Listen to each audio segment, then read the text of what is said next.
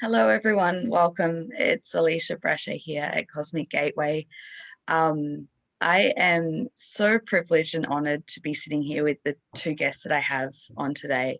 I'm here with Rebecca Rose and Dale Holmes, and we're going to be talking about a lot of things that are very topical right now, which I feel personally is the most crucial part of this shift that we're going through for humanity right now.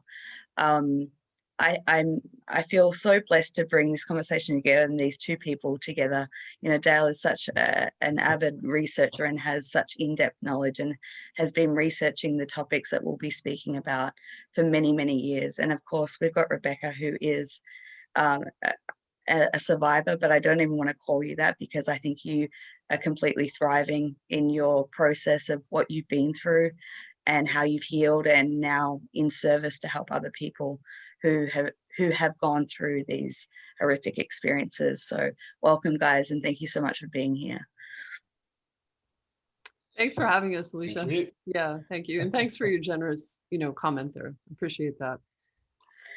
So I think there's so many rabbit holes that we're going to go down, and I think maybe we'll start off with what's really relevant at the moment in terms of maybe Dale, you can take it away with what's happening with the protests or people coming together, and we'll maybe segue from that point if that's okay.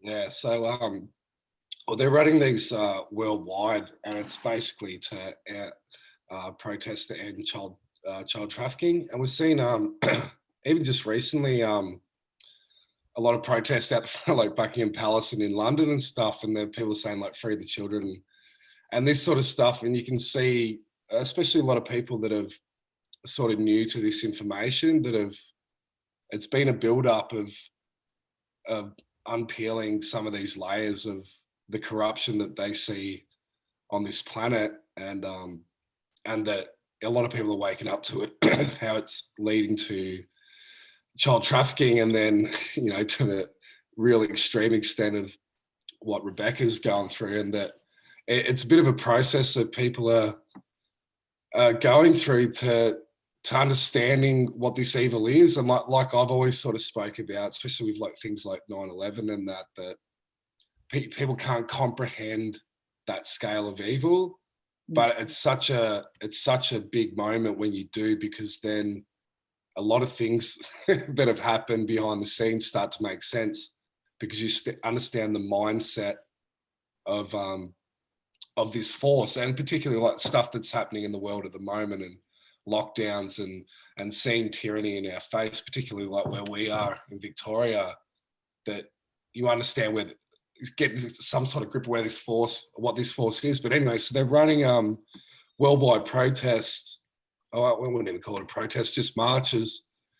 And I've got it here. There's a lady, Gabby Chong, who you might even want to put her link in here. She posts a lot on Facebook. And it's called Truth and Justice for Children. That's the hashtag. And they're running events all around Australia on the 26th. So, it's just, hopefully it'll be a good event. And they're trying to get certain survivors to speak at these events and that, which, is obviously, it can be a very difficult thing, because a lot of them are very, very scrambled. A lot of them don't survive. A lot of them end up dead. They end up on drugs. They become prostitutes. They end up in psych wards. So, it could be a pretty powerful weekend. Well, that's Australia-wide on the 26. I've just got it. I was just looking at it this morning. Yeah, it's on the 26th. But you can put a link. You can put a link down the bottom for info. Yeah. So it's got all the locations. So I'm not sure, Rebecca, if that's happening over your way as well. Well, not in my little bubble over here. I think I'm like really inspired as I'm hearing you speaking on this. Like, this is like wonderful. I wasn't aware of that going on in Australia. So yeah, I live in not the most, I live in a place where you wouldn't even mention, much of anything to be falling on deaf ears.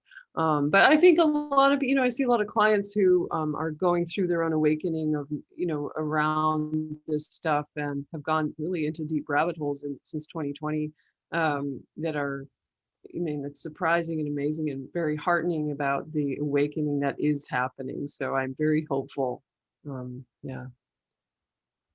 The other thing too, Alisha, is that it's particularly topical in Australia too, Rebecca, because a lot of people that have sort of caught on with the truth sort of movement stuff in Australia is it keeps leading to this one suppression order that the federal government put on VIP pedophiles within government, judiciary, and other top name people in Australia.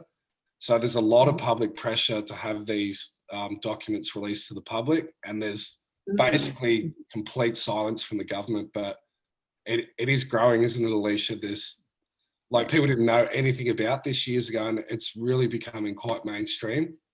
And there's a former prime minister on this list who's still alive. Oh, yeah. Police. So this is where it's heading, I think. And I think I've always said that this is the tipping point when this stuff comes to mainstream. Like that's the end of the old world, and then the healing process can begin and the new world begins. I've always seen that as the threshold, as the tipping point. And like you said, everything comes back to that. And what we're probably going to go into more depth around is how it happens on an earth level, but also in a cosmic level, and how it really is. It comes back to children, it comes back to harvesting energy, other words that I probably don't want to say that start with A, and maybe get into, why this is happening, so maybe we can start there. I think a lot of people, I don't want to make assumptions here, but there's been such a growing momentum since last year, since the C word began, really. It's started people, that was the catalyst, I think. And then it sort of unraveled for people to dig deeper into corruption, governments, and things like that. But it always leads back to the children, always. So, yeah. Well, and as people do this waking up of which we're speaking, it changes the frequency of our earth, humanity's frequency. And so that's, I feel like, what is, driving the more public events, like, you guys are talking about over there. It's a sign of a lot of good change in the collective, because it's like the vibration of what's happening, what has been happening, and what's happening now is shifting. As people are like sparked. It's beautiful. So, yeah. I have a question for you, Rebecca, around your work, because I know that you work with women and people. I don't want to limit it to women. I work with people, but I know yes. it's predominantly women who have been, are survivors. Are you finding that more and more people are coming into the awareness of their memories? I had a discussion yesterday with Aaron and Tyler, more around the Secret Space program, but we were saying, okay, energy that is impacting Earth is because it's sparking this awakening. People are accessing and retrieving memories, and it's coming because it has to come to the surface, right? You can't have a healing process without having, the heavy trauma coming up to be released. So I was curious if you're seeing more and more of that. I have to say I am, but I know I would, the caveat there, and that people are drawn to me because they know that I can support them. Whereas somebody who maybe hadn't been through this, are my stats, slanted in one direction. But that said, I also feel like this is happening. It's a real thing. And people who have maybe had things running in the background, like, oh, that thing that happened when I was little that I haven't looked at. And I mean, I've seen old men in their 70s coming to me trying to figure out what happened when they were kids. It's really kind of beautiful when the thing that you never wanted to look at is finally front and center, and you're going, oh shit, okay, I can't go this way, I can't go that way. I'm only going to go into this now, and I need help to do this. I think that's lovely. Like, it is happening. It is happening. And I see people, I mean, it's not an easy journey. So I'd really bow to anybody who's kind of looking in that black box in the vault of their life that they've hidden away, or maybe has been entirely hidden and you didn't even know you had any memories, and things are coming up in dreams and sleep and waking awareness. Yeah, I really salute the people who are going through these challenges of memory retrieval now and where that's taking them. I know in my own process, I would say that of getting, allowing things to really surface, and that happened a lot after my father's death, because he was the primary reason why I was vetted for so many projects. Was through him and his work with the military industrial complex, with a high clearance, secret clearance, military clearance.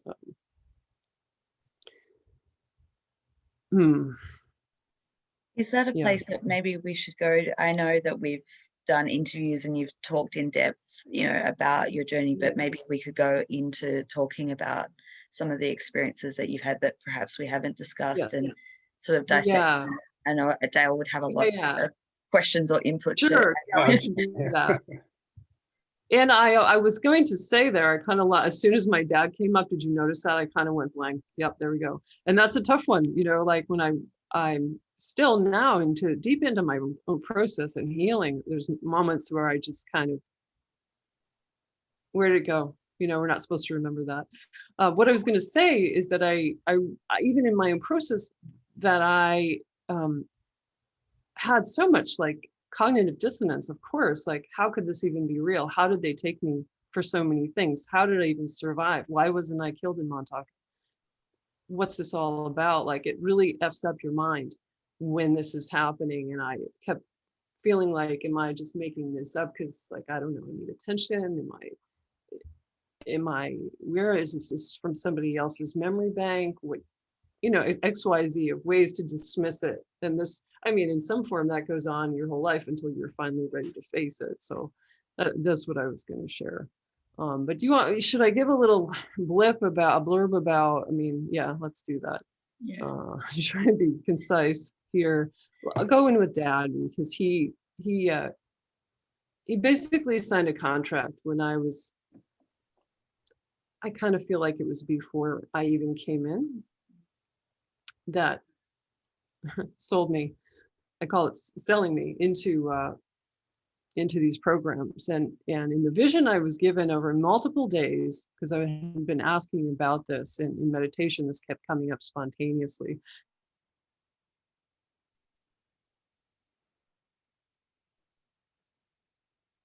The vision of him, Navy people, Grays, some other guy, and Grays.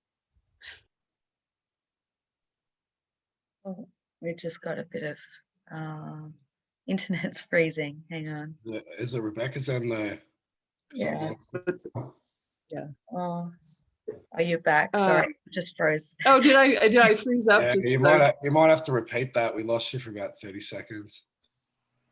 Okay. You're talking about the vision in meditation. Yeah. Of course, it cut out right there. Yeah, just that the vision had been with my father with Navy people and two Grays sitting at this table, and this shag carpet and all this and that, and in 1970s, they were telling him, I could hear this is for the betterment of humanity. Like, that was kind of a line. I think he was heavily manipulated, but he basically, to say that he signed me over, and that gave them kind of carte blanche to do as they pleased with myself, and I suspect with my brother too.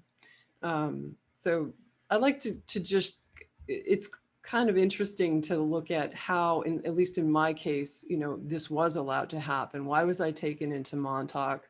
Why, relevant to our story here in the trafficking, the first thing I really experienced was with my godfather, who worked side by side with Dad at Lockheed Martin, high clearance, doing the same kind of work. Through him, I was given to him when I was born, and he was working with me until I was 7. I have very few memories, but the memories I do have are being taken into what the deep state, deep black, pedo porn enterprise, all those events where I was filmed in highly deviant ways in very compromised positions, of course, when I was very, toddler, really. And they would drug us and hypnotize us. And some of the memory, a lot of the memory of that is very fragmented, but I do know it's there. He had a private plane, and my brother, I know, has said, do you remember him taking us, we'll call him F, his name is F, taking us up in the plane? And I'm like, no, I don't remember that, but I do remember other things that are horrifying, deviant ways of being raped. Anyway, it just goes on, and it's not normal. It's not just normal sexual abuse. And that's what I always want to sort of clarify about all this. It's not just like mommy and daddy molesting a child in the back room, which is horrible enough, but it's all this inversion and very sick. I mean, this is trigger warning here, but I was raped with a gun as a child, a pistol. And then for me to be then turned into a super soldier later on is one of the deepest inversions I have ever had to mine in my reality. What is that? Weaponization. I mean, that's very literal weaponization of a child. And I don't mean to be sensational, but like I said to you two before we got on and started to record, people knowing what goes on in some way might be useful to let this land in a way that's not just like this sort of amorphous conceptual thing, but it's quite real. And it's beyond what my human languaging can. I don't have words to capture this. So I just want to share that. To be right from through there, that, was that really strategic that they chose that item for like things? Absolutely. With the guns and the I mean, the men involved here too are, I mean, it's a whole blackmail establishment. You show up, you don't even know maybe what's going on. Maybe you're mind controlled. You've signed a secret clearance. Even if you see this stuff going on, you are bound. You are never going to be able to talk about it. They will come after you. So it's all a way of getting these guys embedded in the system in which everybody's being controlled. It's like, it's still mind blowing. I mean, I'm still kind of grappling with elements of this, right? I will be my whole life. And I say to myself, well, how much did my father know? How much did he know? Anyway, it's just like, from my conventional 3D mind has an enormous amount of, has worked with processing an enormous amount of rage, of course, healthy rage. Because the way, how that worked later on is that's, within my own birth family, there was other things going on too. And my whole thing was I can dissociate really easily. And they want that for taking you into any kind of situation like this. Kids who can dissociate, it's primary. It's written into the code of my whole mother's side of the family with ritual abuse there. That German bloodline with reptilian, a lot of heavy, dark reptilian influence in that bloodline. So I hope I'm keeping with the storyline here, you guys. There's so much to my story, but I, with these things in early life that were still on Earth, the seed was being planted, this fertile ground, malevolent ground was being seeded with all of the ways that I could then become controlled to be useful in the SSP later on. I was mind fractured officially at Montauk, and then became a super soldier, was taken to the moon and Mars and so forth and so on. That's a long other story. But keeping it with the I think the child trafficking stuff, I think the things with my godfather and those deep state events are really pertinent to our conversation. And so much of this happened before and I was sent off world when I was still young, and then Mars and being turned into a weaponized asset really was developed when I left at 9 and for what we could call a 20 and back. So there's many layers to my own story, and it begins in utero, in my mother's tummy, where my mom was heavily traumatized from her own family. Her father was a reverend, we could say a reverend, but also a black magician who was struggling with light and dark himself and kept going back into the dark side of SRA. There's a big long story there, but I want to say, it's just to make a long story short, that was already in my family. It was written into generations of my family. So I would be perfect for all this. A kid who is brought into that has a Draco component in the bloodline, highly desirable. So it's just, that's a sound. You think they'd already chose, like this. had they already chose your role before you came in? Mm-hmm. Absolutely. Yeah. I believe so. I mean, I know people don't want to hear that we might have chosen certain things to end up in certain places on this planet with certain experiences, but that took me a while to come to, Dale, but that's a good point. Like, I absolutely feel that before I came in, I wanted to know from a soul's perspective, and I do read in the Akashic records, and it's always about the journey of the soul. I wanted to understand the belly of this dark beast so I could ultimately help diffuse it. So if I hadn't gone through those, I mean, I'm never going to excuse the perpetrators. We're not condoning behavior of other people. But if I hadn't experienced that, I couldn't be sitting there here with you guys now and talking about it. I needed to understand how they operated to fulfill something in my soul's journey. And there's a long story there that has to do with light alliances and the galactic slave trade and so forth and so on. But that's a great point. You know, in my case, that is very true. Yeah. Two things are coming to mind. I mean, many things are coming to mind, and thank you so much for sharing in depth what you have already and your experience to go into those darker places. And I've always seen, you know, star seeds as the ones who can break the lineage and, you know, break the trauma lineage.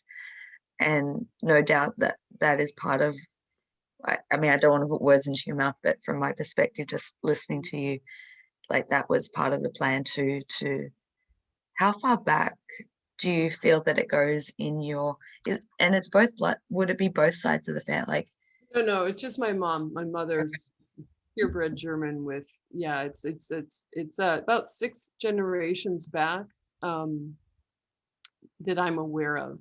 And, you know, in some ways you could look at it as like old-timey devil worship. And, you know, her dad was actually, I mean, he was a reverend and had numerous churches, and he was exposed through his father, his Catholic father, to ritual abuse. And I think as he grew older, he was trying to get out of it. He was looking for God to help save him and save the family. Like, I think he got it, but then he went to World War II. He was a chaplain in, you know, World War II in Europe. And what happened there, I think, destroyed him. He's come, remember, I'm a seer. I do this professionally. It's not odd for me to get visions and talk to dead people. He came to me numerous times to share his story. I mean, he's been dead for decades, right? And said, the darkness I saw in Germany, there was no God, no one was coming. I lost my faith. I was a destroyed man. I went back into darkness. And he was begging me to basically do what I'm doing to help liberate, as you said, Alisha, the bloodline. And that's actually been happening. So these are, again, really good points about when we do this work. And I tell this comes up in client sessions a lot, like when I or some other person is doing this depth of work, we're helping clear things from the bloodline for us forward and back through time. It's not, you know, we're not isolated and singular. I know, you know, we know that, but it's a good reminder, like the inspiration of like, wow, I'm not just becoming well myself and shifting my own vibration, things are happening. Like my relationship with my mother has actually improved. She's still alive. She's in her mid 80s. She's very, she seems like she's getting a little bit better. I don't know. But just to say, this is so true. So true. Thank you. Yeah. So it was with Lockheed and that, and your father. Oh, sorry, it was on the mother's side. Does this go back to Nazi roots? Because I had a friend who he used to look after people with dissociative identity disorder, and he actually had one stay with him for a long time, and they would dissociate and start speaking German, but they'd never learned German. They weren't. Do you know what I mean? And I've heard that other times from. I've heard that as well. I don't have memory of that, but there was a lot of Germans in the, in space. The Germans they were all over the base. I mean, there's a Starfleet headquarters on the moon, and it's all, it's German and Draco and Grays. But I've been really curious, and I don't know if your research has covered this, how, for example, SRA was appearing in Nazi Germany. Are you familiar with? Yeah, I've heard they were doing it. They were doing it publicly in the streets at the at the height of the war. Mhm. And that's sort of that, because it was such lawlessness at that time of war, that those things were even allowed to be done in public, whereas they're normally done hidden. Yeah. Yeah. And I mean, I feel like we're still trying to clear that vibration, that resonance, that harmonic, if you like, from so much, I mean, Germany particularly, but that whole area. And yeah, what was going on at Wilsberg Castle, like, wasn't that the SS headquarters? Yeah. But it's like, I've always worried about, like, what was it, the DNA? Because the people that suffered the most in World War II were the Germans as well. Yeah. Yeah. It's interesting. All over there. And Yeah. how that it kind of infected, how did that carry around the globe? How did that, I mean, it's all humanity is kind of, I've done readings for people where their past life stuff from this era is coming up. Alisha, go ahead. So many things are coming to mind right now, but it Right. all ties, it all ties back to World War II, especially what we're seeing on the main stage now in all different facets. It's like, I've always seen it as like an unraveling of what really started to occur, but probably even prior to that, in many aspects.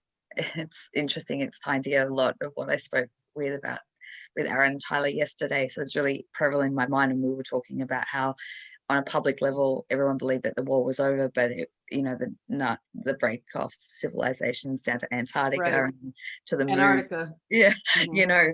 And how all that's interlinked. But also the other thing that comes to mind is like how important ancestral healing is, because whether you've gone through something like you have, Rebecca, it doesn't matter. If you look back in our generation, no matter any single human on this planet right now, there is not going to be a perfect bloodline.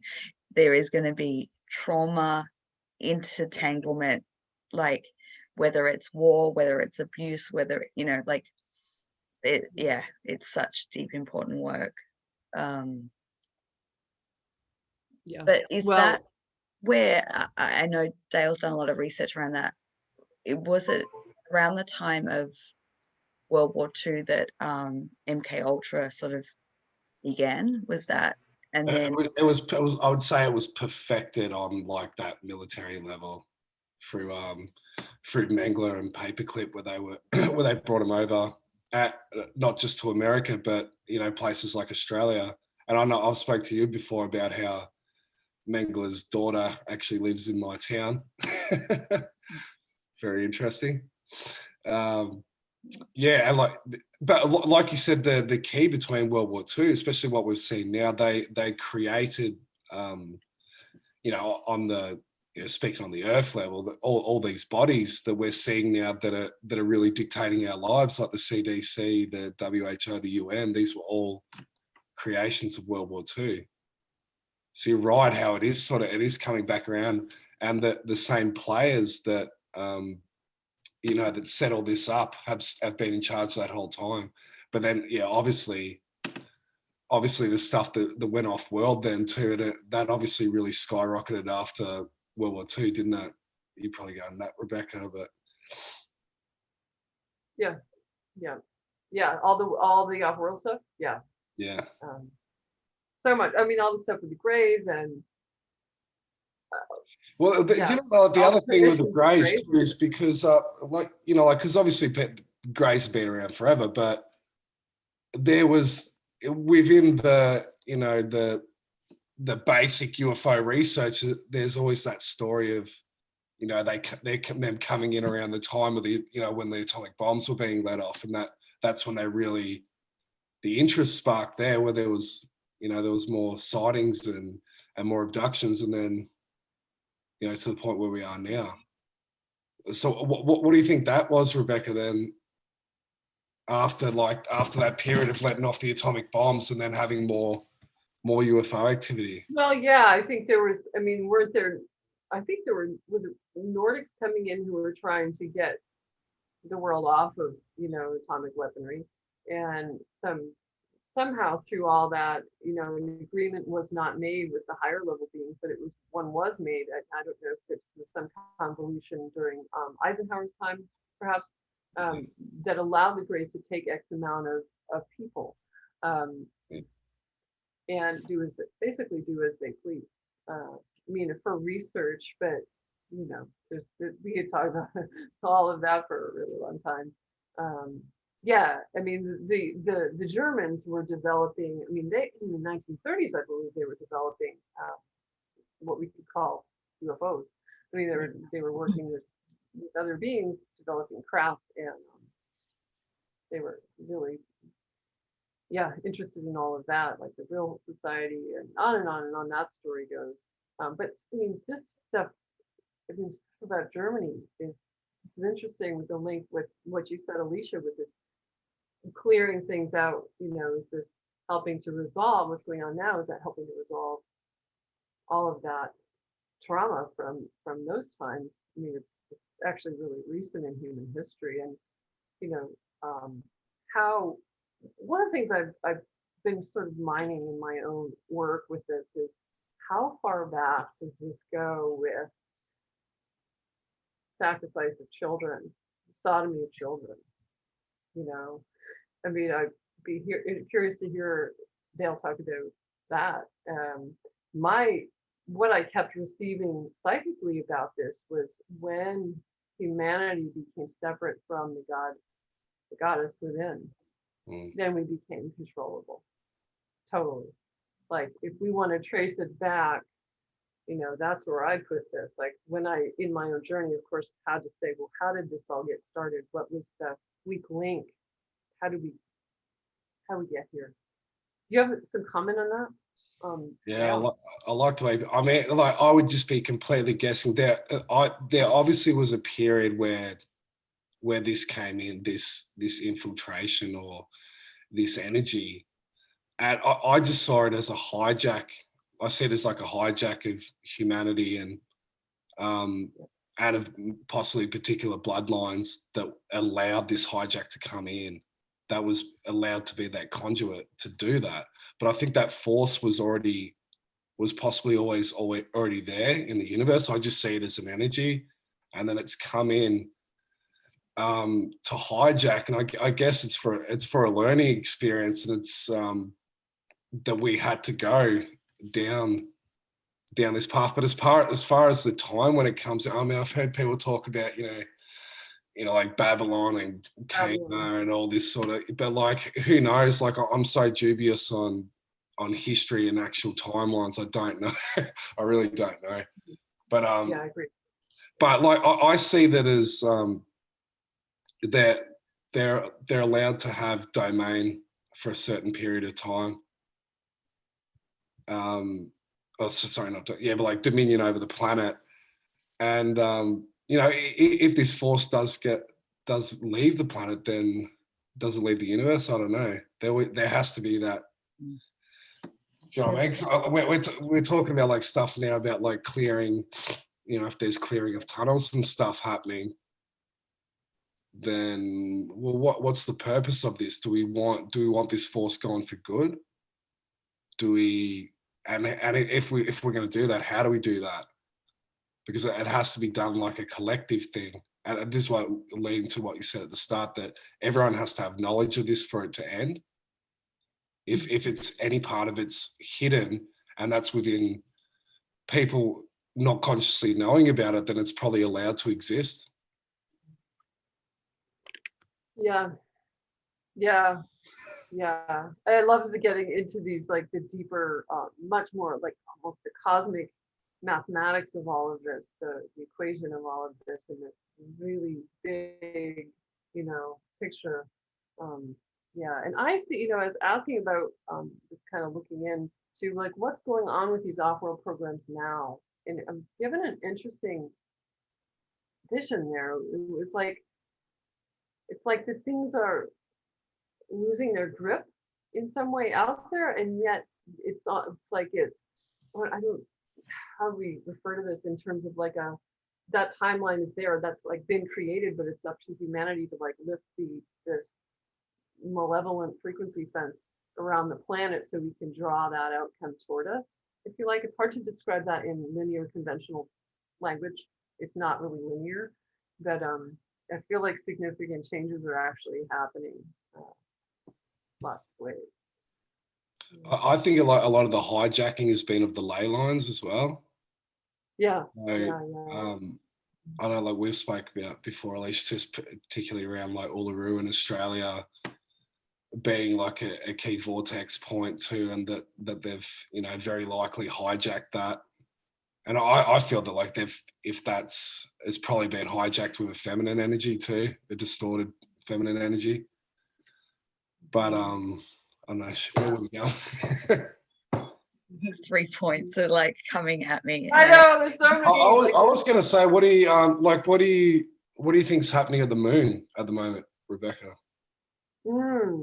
Specifically, just every time when I've looked into Dulce, even now, like looking into the moon, I feel like the energy, the signature there is like it's lighter, and I'm trying to read if that's.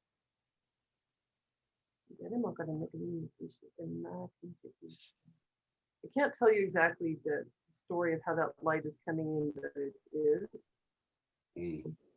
It just feels like the operations are really shifting, and there's more light. See, as you're talking, more light around the moon.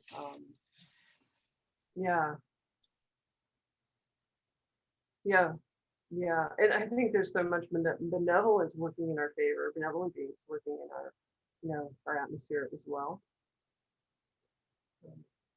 Yeah, help us with all I would totally agree. I think I have 3 aspects, and I'm like trying to bring it in. But I mean, you pose that question of how far does this go back? I mean, I don't know, but I love when people pose questions because then my mind, you see me kind of phase out. And it's like, well, if you think about why ritual abuse happens, what the purpose of it is, and why children, right, and the harvesting of life force energy, then it would have to start at a time where beings, whether they be on planet or off Earth or an energy force within the universe, has disconnected from their own God self within, so that they feel that there is a need or a lack to be able to access it from an external source. And so I guess the rewrite and the correction of that really comes back to people claiming back their sovereignty and accessing that within them. And if you think about every person on the planet doing that, like, game over, right? And that ripple effect into the cosmos. Yeah. Right? So that's why healing's important, people.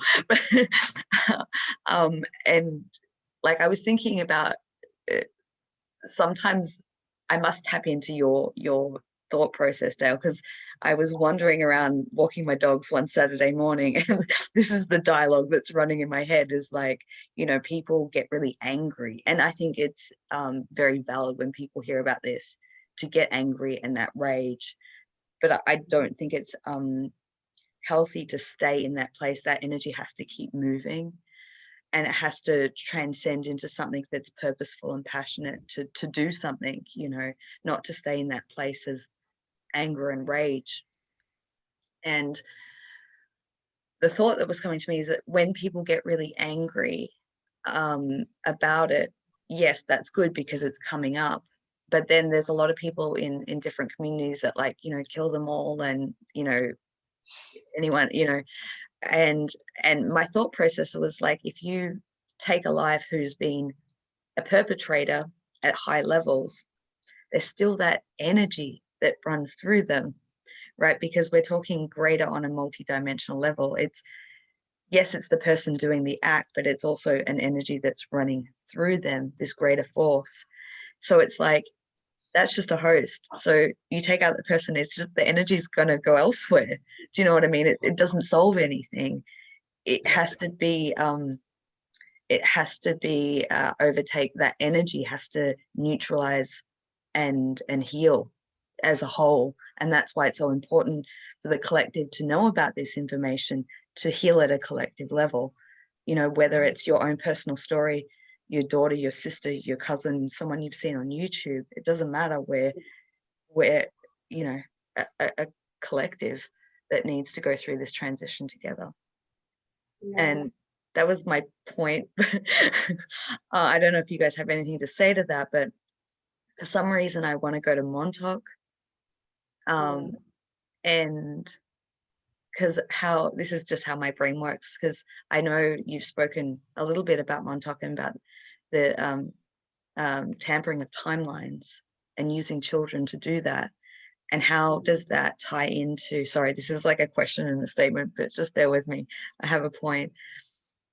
The tampering of timelines for different projects, and how does that tie into now when there's a lot of timelines that are at play? Sorry, I'm not making myself very clear, but I find it interesting in the shifting of the timelines and how it was used for, let's say, benevolent reasons, and how we're sort of taking that power back and shifting it. And, is there a connection to Looking Glass in terms of like, sorry, I hope that makes sense. I don't know if you can add anything to that. I'll stop talking now. I know, no, it will, and it's a big multi-dimensional equation. As soon as you talk about shifting timelines, going back, Montauk, going back in time to see if you could alter something that had happened in a war, Philadelphia experiment, disappearing a ship. Like, how can we? Yeah. So I think what you're getting at, I hear you. I heard your statement question. It's like the capacity to work timelines is available to us. What if we said it like that? Like, it for benevolence is a technology that we can use, and it's based on a lot of things, frequency, and you can do it easier. You don't have to stick a child in a torture contraption to investigate this. When you see an outcome in your awareness, and it's connected with the heart, and you keep creating that vision connected to the feeling of the outcome, the feeling of the timeline we want to create, we begin to manifest that, because we are the most powerful creators, co-creators, working with a divine cosmos, divine universe. We can harness that energy, but we have to believe it's so and know it's possible. We don't have to go through all the inversions of Montauk and all that malevolence. They had to work harder there because they were not working with light; they were working with dark, which has a finite ceiling. So I'm pretty passionate about that. Like, we have the capacity to create this timeline. It doesn't have to be used through manipulation, torture of children, inversions and things like that. But I guess it goes back to the the operations that didn't have access to that, and that's why they had the need to use children in that. Yeah. And if your outcome is based upon service to self, you have to use service to self technology to get there. If it's otherwise, if it's service to unity, you can use maybe much more simple technology that's not, it's connected to the frequency of the heart, is in our infinite consciousness. Has all, bears all kind of fruit when you develop it and explore it. There's no end, there's no ceiling. Well, that's what they even say. With like Looking Glass is supposed to be, it's reverse engineered pineal gland anyway, isn't it? So that's, you're taking what we have naturally anyway and trying to turn it into a technology. Like we've got that in us. Yeah. I was going to say with timelines too, Alisha, that like Rebecca might not know, we've got like a Australian synchrotron right near where Alisha lives, actually, pretty close. I would say, like, I don't know how far it goes underground, but it's right near you, isn't it, Alisha? Yeah. And it's like the Australian version of CERN, Hadron Collider, right? But and they're also they're on the Australian redress scheme for child abuse, so they had to sign up in as like an admittance to being involved in institutional child abuse. And this is a research facility. But they also run the Lucas Heights nuclear reactor as well. Oh. Over near in the Blue Mountains. Oh, close to the Blue Mountains, yeah, near Sydney. I just felt like, cause they're doing so, they've obviously done some weird stuff with timelines, haven't they? Like with these, what they've done with CERN. I have no idea what they've done with CERN, but you know, it's creepy as hell. But to think that there's one right near Alisha, and then they've brought up a famous UFO case, haven't they? Right in this area, just it's been in the mainstream news, which is current with well, they're doing the release of these UFO documents tomorrow, aren't they? I was about to say it's like, so timely because that stuff really ties in. Okay. So I went a bit off there, but I just thought it was interesting as far as the timeline. And then now that they've brought this story up, so that they are dripping some of this stuff. This was they did a big mainstream media story on this in Australia, 2 weeks ago, didn't they? Yeah. It, like, hasn't been touched, this cat. I mean, it's known well in the UFO community, isn't it? Yeah. I think it was in the 66, I think. There was like a massive landing of a UFO next to a school, broad daylight, you know, men in black suits came, you didn't see anything. The very, but now it's being confirmed that it really happened after all this time. And the placement of that, and I have a personal connection because it's close to where I live, but it was the place where I first went for a sky watch with Peter Maxwell Slattery and saw UFOs. So it's funny how it all kind of ties in. But I think you've hit on a really interesting point, Dale, that we can maybe go into a different place, because obviously there's a lot of disclosure happening in the mainstream media at the moment, and according to Aaron Tyler, I haven't seen it, so I can only, but apparently Fox News released some sort of statement that that we shouldn't be in contact with extraterrestrial life form because they're highly advanced and could be very dangerous, and they're warding people away.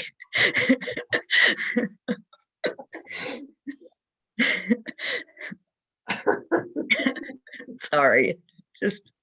Well, they did release. Do you see the ones they released of the craft that what's the name they call it? It can go above and below water. The one that shot straight through the water. Have you seen that one? It was picked up by a military plane out.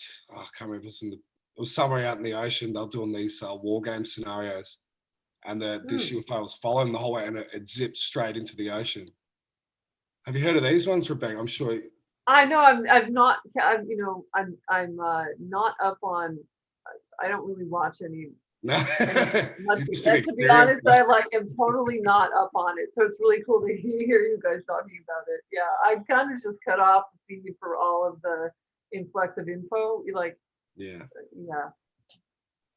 I understand that, Rebecca. I it's like, and I use my close friends and beloved soul family to educate me and update me like Dale or my dad or whatever. I know, yeah. It's like I I rely filter on through. my own psychic capacity to get information, and also I'm so busy working with clients and helping them mind their experiences and processing. I will be an ongoing, work with my own story for probably the rest of my life. So thanks it's really interesting to hear what's going on your side of the world. Can I ask a really quick question that just come to me?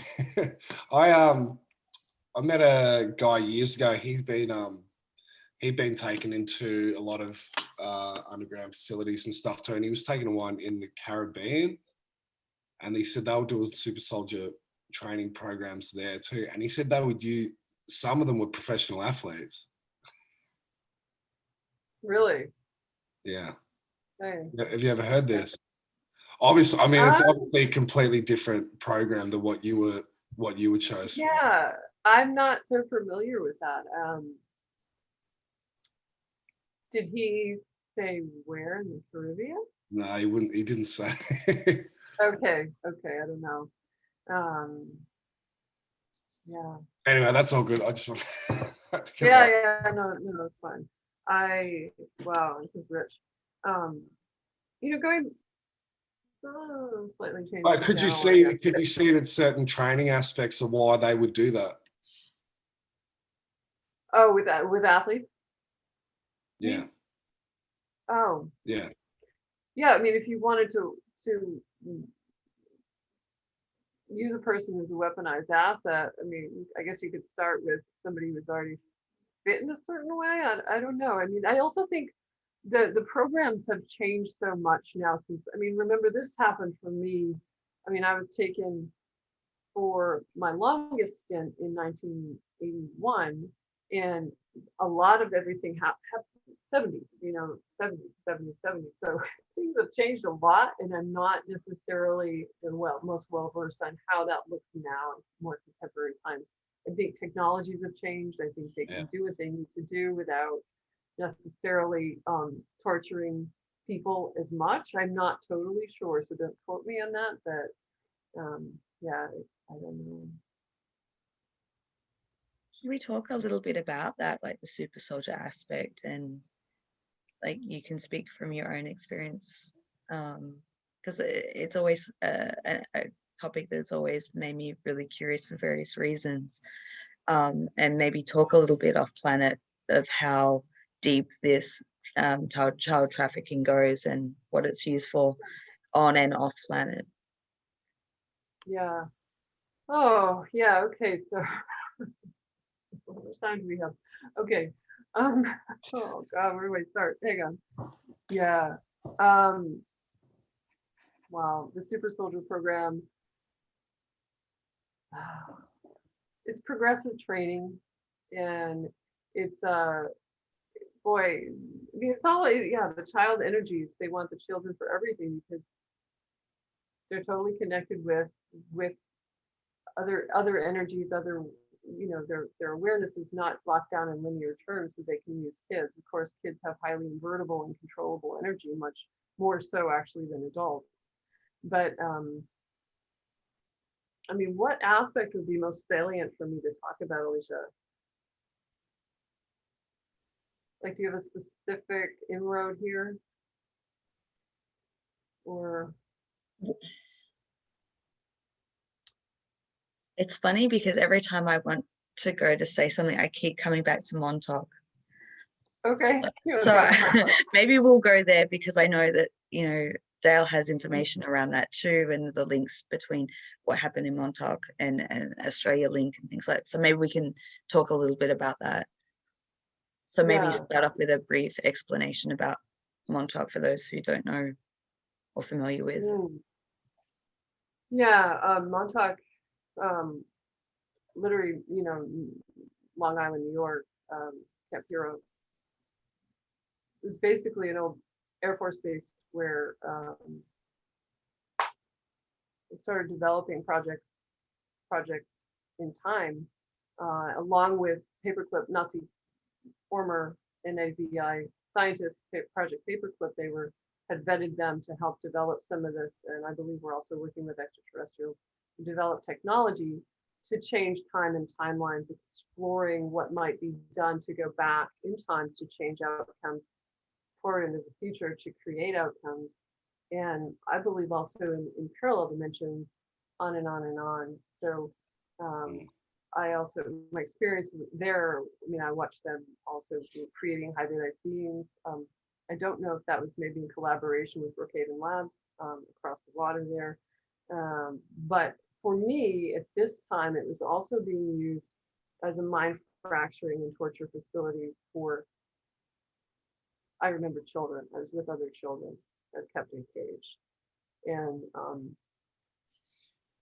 speaking of Nazi Germany, I mean, adept at doing horrible things to make people dissociate. So awful, awful things. I mean, Dulce, New Mexico, in the underground base there where I worked, and Montauk are,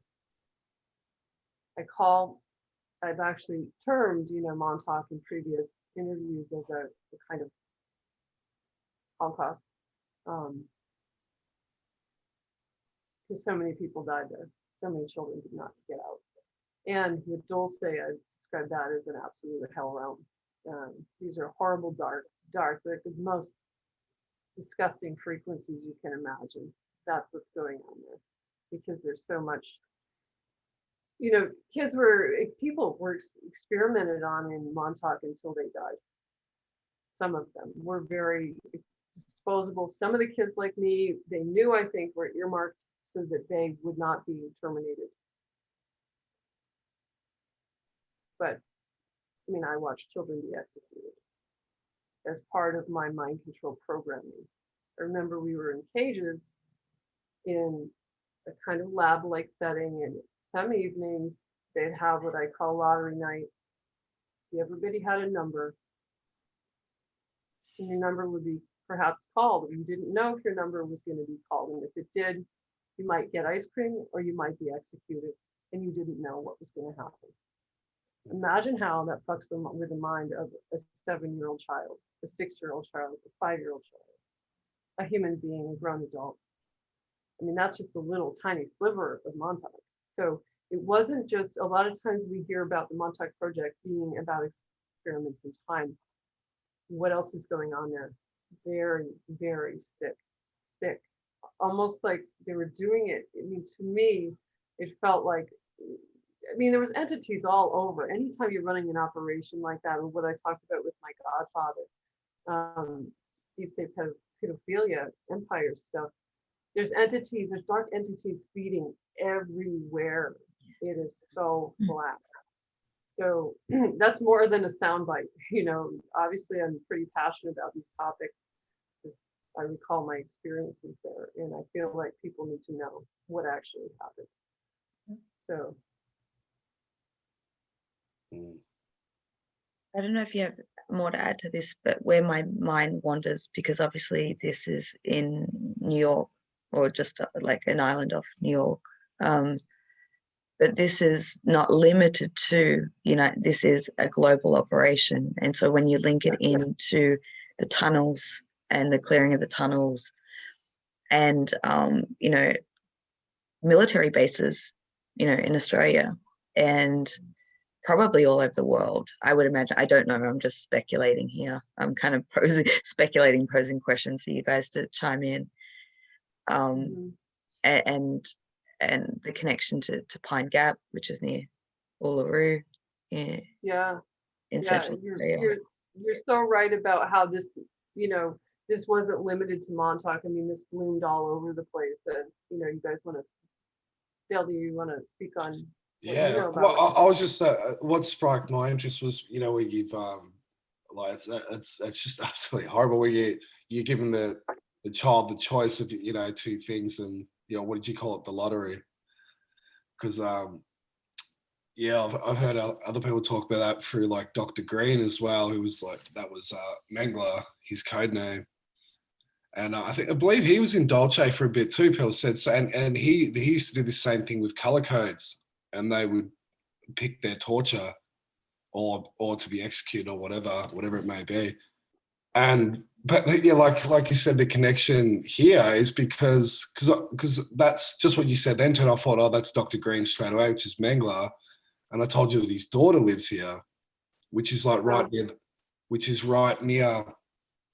So this isn't official, but like I do know this, and you can find some little snippets online. But Mengler did go down to Argentina after he worked in America, but also down in South America as well, as a lot of Nazis did go down there, and he did have a child with a Australian woman who's over here now. But anyway, so there's a base right near us.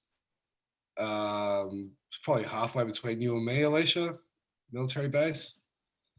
And it's quite a big one. Now, I'm not going to mention the person, but has told me about a portal within this base that leads to Montauk, that goes to Montauk. He's told me a lot about exactly what you were sort of saying, that they were bending, trying to manipulate timelines and stuff. And that's affected him and others for many years afterwards, where they could come in and out of timelines just driving a car or being in a certain location. Like something will just appear to them, or like I've heard ones where, like they'll drive a car and they'll run over someone, but the person wasn't there, and the quick timeline shifts. So I don't know what sort of a lot of the experiments that they were doing with these kids, how much that sort of has affected them later on with the continuing jumping into timelines. Because I also know someone else connected in with this too, and they've told me about a portal that's right near me, like just down the road, apparently. But that they've taken other people to some of these portal locations. Some very weird things happen, that even people will die weeks after being close to these energies. I don't know if I'm going off a bit of a tangent here, but yeah, as far as like the Montauk, I mean, I don't know. It's so complex, isn't it? Like I can't get my head around it, and then trying to listen to you, like what was the sole purpose of it? There was that timeline bending, but then also the genetic splicing of humans with other beings or other what is like animals and stuff as well. Like what was that all about? It's all, I mean, weaponization. It's about winning wars. It's about control and domination. This is all, it's militarized. It's so how can we go back and how can we win? How can we ultimately, how can we dominate this whole planet and make humans slaves? I mean, that's the far, that's like we're talking to a Draco. That's the far end of that. But it was to alter war outcomes, to create success in battle and such things. I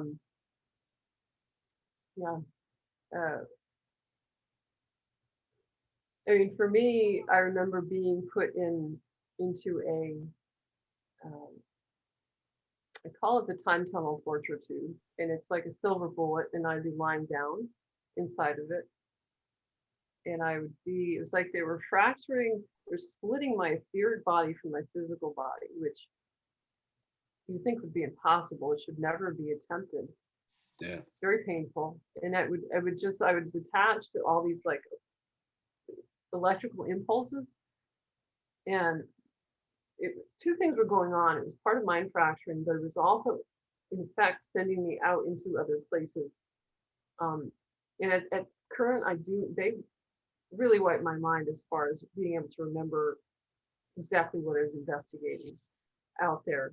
But I felt like in those experiments, they would do it over and over until I blacked out. And it was kind of training me to get used to higher and higher levels of pain. And I just wished I would die. I mean, so many of us in Montauk, I think, at times probably we wish we were the ones being executed. Like, I don't want to live. I don't want to die. Yeah. So it was just done like through a spinning motion. I don't recollect that. No. I've heard of that, but I don't remember that. Yeah. Yeah. Yeah. Okay. Yeah. I've heard about that, like through like mind fracturing through like spinning the body as well. I've just heard There's many different branches of how they were accomplishing what they were accomplishing, and over years, you know, too. So things would change over 60s, 70s into, you know, over time. They were developing different ways to do what they wanted to do. Remember, it's all about exploration, experimentation. Yeah. Oof. I'm just trying to think where we journey into next, because I want to, a couple of things come to mind, because we've touched on the splicing and dicing of genetics and hybridization and the experiments that were happening, I think in Dulce particular, but I think this goes off world as well too. And just to tie into current events as well, there's a new Netflix series about hybrid children popping up all over the United. Yeah, yeah.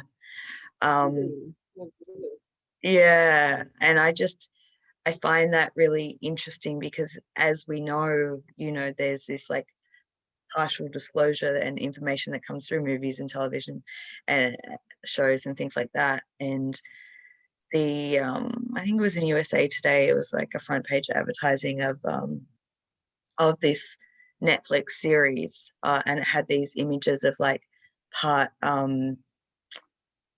you know, part human, part owl, yeah, and there was various different ones, and then in very very small print, it's an, you know, advertising, like advertisement, you know, for the shock value. And I haven't seen the series, I've heard about it. It's called, I think it's called Sweet Tooth, and it talks about these hybrid children who there's like a pandemic, and, and you know, it starts off with a pandemic, and then there's this, I think it was a comic that was written back in the 70s. I'm not sure, I really don't know the specific details, but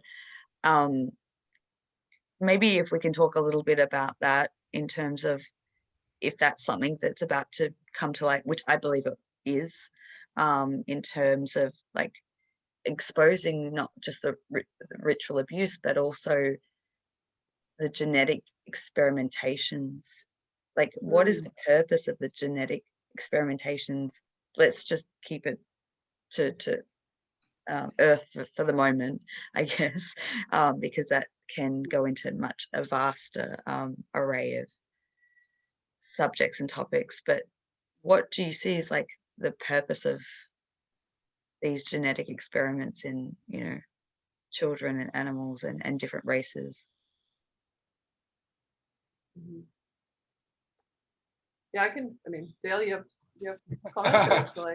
Oh shit, man! I mean, Rebecca's probably got the better answer than me.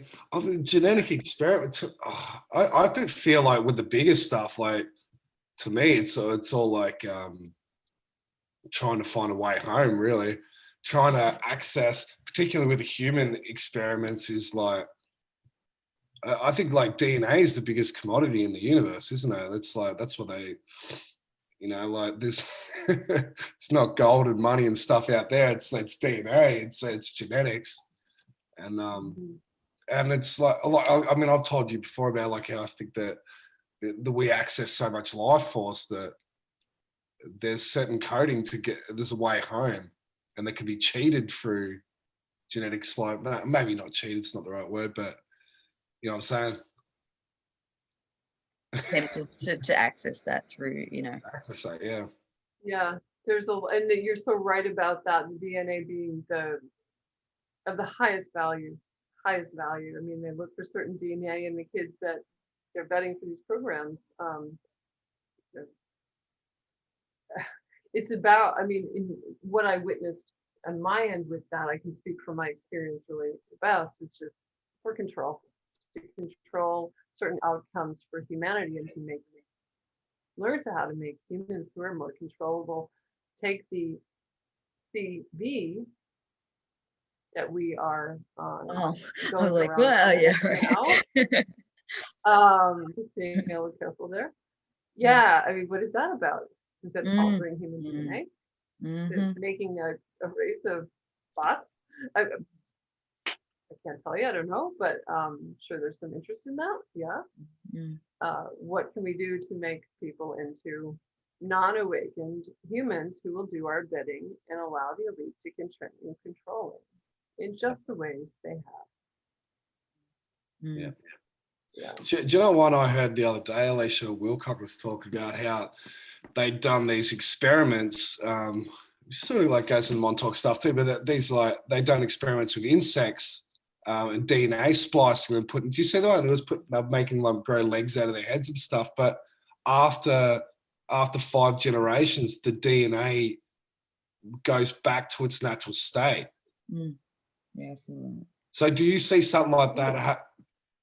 Like as much like this, all the stuff they're doing in Montauk, it's all Frankenstein sort of stuff, Rebecca, that they're trying to manipulate, but they're only allowed to sort of go so far as well. Totally, you're spot on. But they just keep trying. Like, they just keep trying to push it further. Yeah. Sorry. Yeah. Well, no. It's true. I mean, there's a certain desperation in that too. I mean, there is going to be a finite versions. It's not going to win. There's an end game. There's always going to be an end game, and I think that's what I hear you saying, and it's beautiful. The DNA goes back to how it was. You can't really control this, so yeah. The intelligence of the light and the life force energy that's within the DNA will eventually always return home and back to its original soul blueprint, is what sort of came to me as you guys were talking. And I truly believe that. And I think that there's ways that we can do that in our own individual process that can, facilitate that at an accelerated rate. I think everyone's at their own time of purifying their DNA and refining it. And, I think also what comes to mind is that all these experiments that were taking place to have certain outcomes to tamper, whether it be genetics or timelines, we have the capacity to alter timelines. We have the capacity to refine our own DNA to become like how you were weaponized, Rebecca, and people trained as super soldiers, and what the capacity how they were enhanced,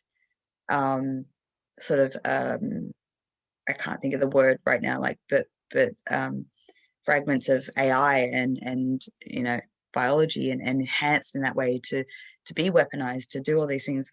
I truly believe that as a ascended human being, I don't know if that's the right word, but like a mastered human being, I think that we have the capacity to jump timelines, to bilocate, to do all these magnificent things. And I think that is waiting for us in our future when once we've gone through a healing and transformation process within ourselves and with humanity. I think there's beautiful things to come on the other side of this, but we do need to work all together to to bring all this to light, to be able to start the healing process, and then start to move in evolutionary leaps forward for humanity.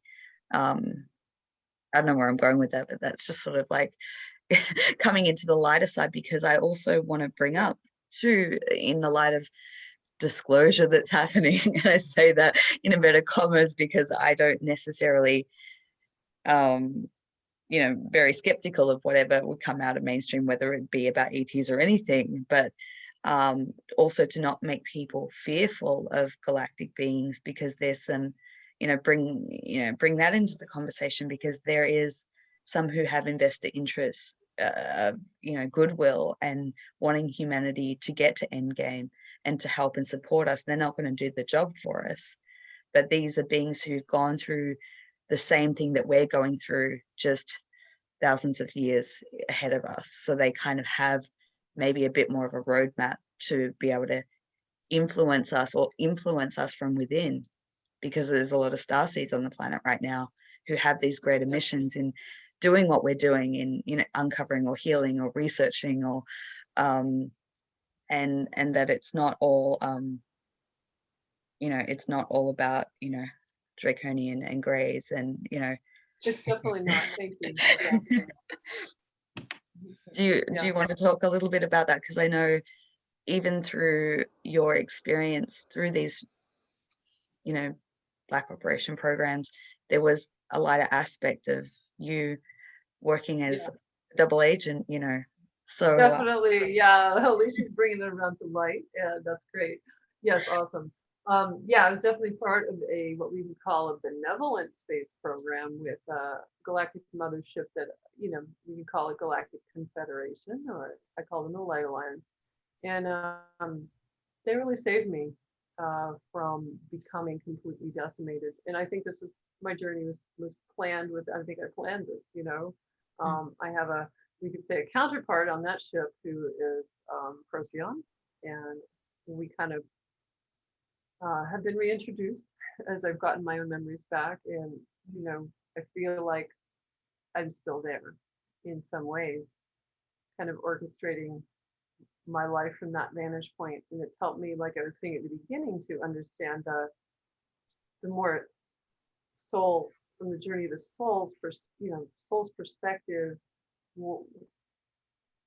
Why did I endeavor to do all this? Ultimately, bringing life to the planet. You know, yeah. I volunteered and said, "Oh, I'll go figure out what they're doing with galactic slave trade and what's going on the moon, and you know, they can find out certain things, but if they've got an eyewitness, you know, giving them information, it's kind of, oh, we know where they're operating the most right now." Anyway, yeah, and we do, and I have tons of light family that has helped me through this, that I work with on a daily basis, that I count my aliveness. You know, you know, I'm alive probably because I've had that in my life, right? So that's absolutely available to us, you know, to not be fearful. That awful experiences with negative extraterrestrials, but I've also, you know, by far what I treasure, you know, is the, and recall even better and involved with now is the light experience of, yeah. It's a big sacrifice though, isn't it, that you chose to come in and do that, isn't it? I think so. But it's I mean, also, yeah.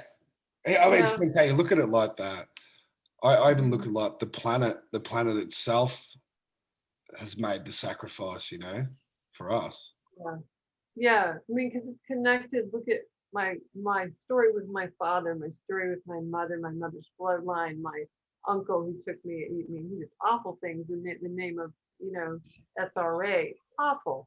But it's helping them clear. Like it's this, you know, like as we have said, the journey isn't just about me here and me understanding the constellation of meaning inside of that. The why all of this? Why me? It's certainly helped me move beyond some kind of victimhood consciousness into sovereign creator consciousness. It's very powerful. I don't know if I could have gotten to where I am now without these certain catalysts. And I don't want to, you know, as my dad used to say, make silk out of a sow's ear. I mean, those experiences sucked. And I was close to death and died. You know, I died and was brought back off world. I was cloned and killed. But I understand more to the human story as a result of having gone through and experienced firsthand what I have. And it's enabled me to help other people in a more skillful way. Without my own firsthand experiences, I would be like, these people are nuts. They're crazy. You know, like it's hard to fathom this stuff. So, yeah. Yeah, it's amazing. Yeah. Oh, man, there's so many components to this. I reckon we could record for hours around this because we've only really just touched on, you know, very small aspects of very, very tiny, minute, you know. But one thing that's coming to me as you were talking is, you know, we do have those galactic aspects and those components, and there is immensely brave souls like yourself, Rebecca, you know, who've chosen to volunteer to come onto this planet and go into the darker, bring it to light. And I think as a collective, that's what we're doing. And we're all doing that individually in our own experiences. And it's immensely important because, you know, it goes back to that saying, you know, the children are the future, and we do this for our children and our future generation and our, you know, grandchildren to make a better world, you know, that, you know, age-old saying kind of thing. And we're doing that for the human race, you know. And I don't know where I'm going with this, but just bringing it back home to the viewer, regardless, and bring it back to the viewer, and also the call to action as well. We are all part of this, no matter what our storyline is. We're all merging our dark and light to become sovereign. And, you know, whatever your experience is, I think on a collective level, we share this trauma that you have spoken about today in depth, because it is a shared trauma. And I know that Dale and I have had many conversations, because for me, in my personal experience in this life, I haven't, or at least I haven't, I say that I haven't, and I can say that with, you know, certainty, but then I leave that room for like, well, I don't know, you know, but I'm pretty sure at this stage that I haven't endured any sort of trauma in this lifetime. But it's been a passion of mine as far back as I can remember, to bring child trafficking to light and to stop it once and for all for humanity. And I didn't know where that came from. That was something that was burning within me, and it's like, that's not your average thing that a teenager or, you know, would be passionate about. And like, that's got to come from somewhere, right? And Dale and I have talked about that, because I think that's been your experience too, Dale, for many decades. I don't want to put words in your mouth, but you know, I know that we both questioned our sanity through, you know, our own journeys of like, why are we so passionate about this, and why is it so important? And now you can see why it's so important. You know, it starts to come together and make a bit more sense. And I think that whether it's been an experience that you've had in this lifetime, another lifetime, a parallel reality, a shared experience or a counterpart, it doesn't, you know, like, it's a collective shared trauma that we all have to heal. So I guess that's a call to action, that people, we do need to act in our own ways that we're guided to do. And I'm not, you know, I'm getting people to call to action in how they feel. You know, maybe you're someone that can hold space. Maybe you're a healer and you can help people heal from this trauma. Maybe you're someone who shares information, whether it be on social media or through your communities, and share it with a healed mindset, because I think we can come, there's, you know, there's the victim consciousness and the healed consciousness. And I think that as we're shifting through our own experience, it's important to be conscious of where we're at in our process, and when to share and when not to share, and where our energy's at. But we all have a role to play in this, and, you know, find out what that means for you. You know, are you a mother? And you know, what is that for you? That's where I kind of come into the conclusion of this conversation. But I'll put it back to you guys now. Yeah, I mean, you touched on so much. It is true. You know, when you spoke about like, where does that come from too? Like, so I told you, was just obsessed with ritual abuse. I don't know why. Like, and I've had no childhood trauma at all, nothing of significance. But that's what I was saying about the start. Like, where does that come from? And that's like what I always find the most interesting and inspiring, Rebecca, is just hearing survivors' stories, the recovery. I'm so fascinated at people's recovery and spotting the similarities between different survivors' recovery.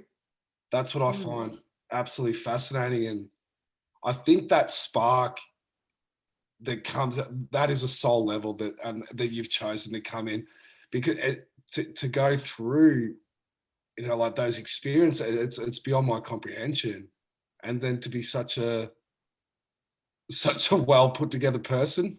I mean, I don't know, but from what I can see, you know, you're Yeah. so, you know, I'm just fascinated by that. And that, to me, that's the most beautiful thing in the world, because that's showing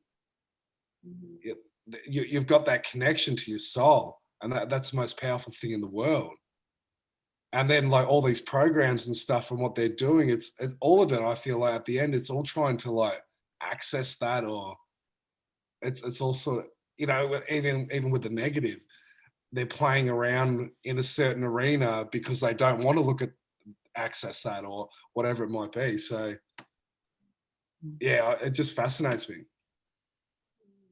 Mhm, mhm. Yeah, thank you.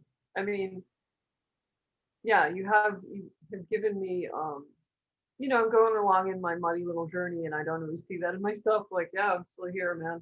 I don't know. It's a bit of a shit show today, but you know, like, it's true. I've come a far way, and what is that? What are those common factors, or what's in the cards of that person Yeah. that they are able to? I mean, I've had a lot of help. I've spoken of the help. I didn't do this all by myself. I really didn't do this all alone. But it's true. If we have some models for people who have come through something, I mean, unspeakable, many things unspeakable. Yeah. There is hope for our planet.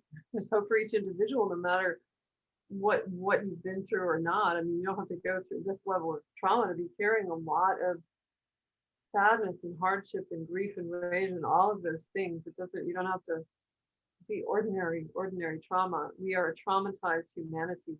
So there's models for healing.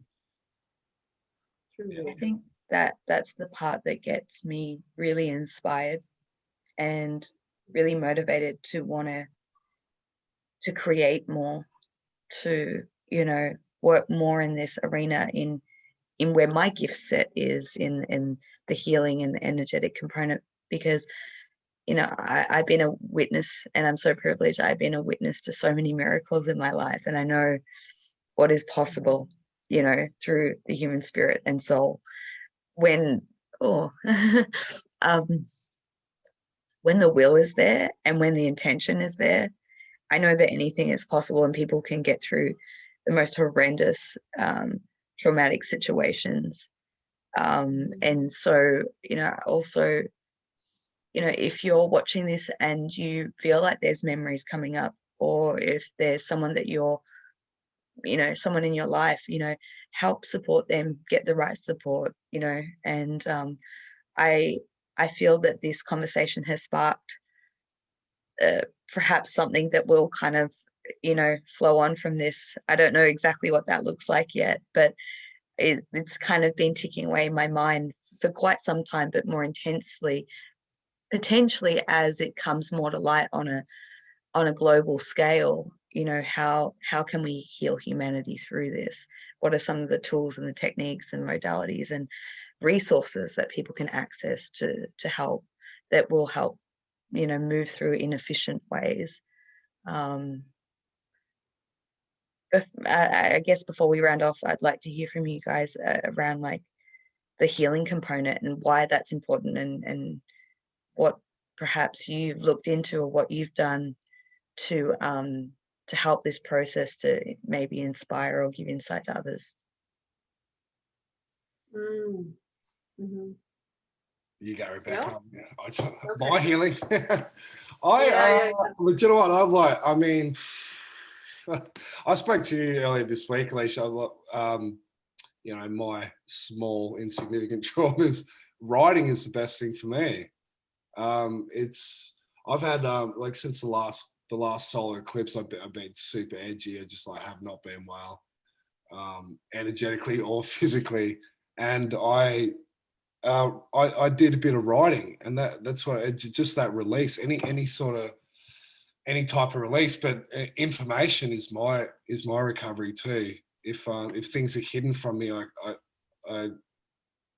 can't recover. I need knowledge. I need information, and and like talk about experience too. Like, so, you know, everything that there's one thing to research something, is another thing to experience it, and like that's, you know, like it's great to listen to you, Rebecca, and that's what I feel like collectively now too. We're all getting to experience what's happening now, and it is going to lead down this path of child trafficking and stuff too, and it's a big thing that needs to come out. So I think you know, there's going to be good people in place to help these people as well too, with healing in the future, and the real healing methods that have been hidden need to come out as well. Oh yeah, yeah, there's that too. There's so much to it. Yeah, there's so much to it. And everybody, you know, everybody's journey looks a little different. Like what I needed, maybe somebody else would look, you know, something slightly, their template for healing would be a little bit different depending on so many factors. I mean, for me, I've worked a lot with the children inside of me. We could call them inner children, whatever you like, but the kiddo aspects of me that could not escape these situations, that wanted to die, that were being sodomized and raped and sold and whatever, sold in these programs, and working with my infant self. I've worked in my fetal self. And all, I mean, I have been helped by my psychic capacities to do more extraordinary things. So I'm very much helped by the otherworldly energies, but like what you say, writing, like I've been a journaler for a long time. I'm a huge advocate of looking at your story in those terms of your own words on a page are very powerful, and you get insight, you know, it's like a higher self can also come through that modality to help us see things that we have missed for sure. And also like just having, it's a very, very lonely road.